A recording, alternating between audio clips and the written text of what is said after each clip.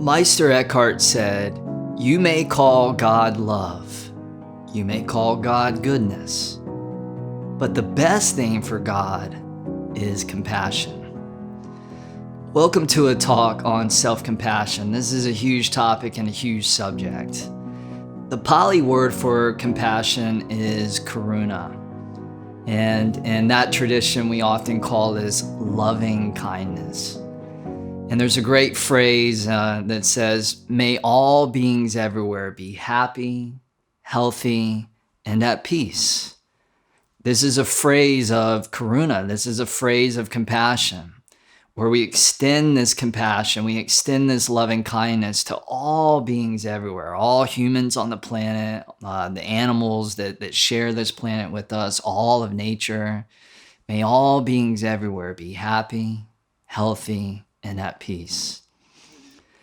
Think about a story that one of my teachers, Jack Kornfield, speaks about, where the Dalai Lama was coming to visit him and many of the other big Western Buddhist teachers some decades ago. And the topic of self-hatred came up. And as the Dalai Lama's translator was trying to explain to him this question about how do we deal with self-hatred here in the West, it took many, many minutes before the Dalai Lama could even comprehend this phrase and this idea of self-hatred. And once he figured it out, he said, no, this is a mistake. This is a mistake.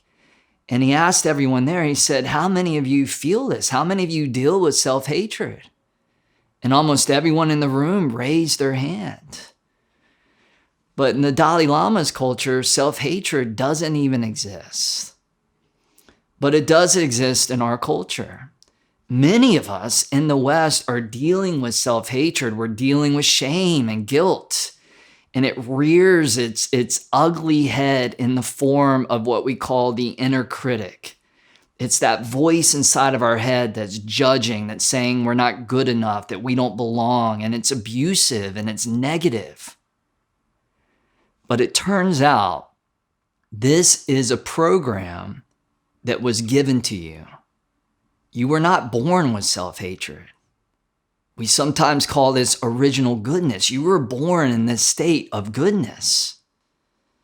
So self-compassion is about bringing the healing medicine of compassion to these areas of us that are tender, vulnerable, broken.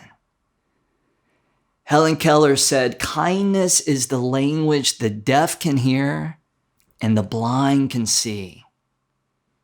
So this force of compassion, of kindness, is very, very strong, very, very potent. Now, for many of us, it may be easier to offer compassion to other people, but not to ourselves. But here's the deal. The circle of compassion is incomplete if it doesn't include ourselves. So it's very, very important that this compassion also go towards us as well. So I invite you to start exploring in your life, whether it's in a yoga class, a yoga posture, or anything that comes up, that you start to work more and more with this idea of self-compassion. And you can say that phrase to yourself. May I be happy. May I be healthy. May I be at peace. And the beautiful thing is you can be a role model and a leader to others. Because when you extend compassion to yourself, you show everyone that you live with, that you share your life with, what it means to be compassionate. So in today's workbook, you're going to journal about all the ways that you can bring compassion into your life. And then we also have a special bonus meditation called the Loving Kindness Meditation, which I really, really highly recommend that you check out. Thank you for your kind attention, and we'll see you in the next talk.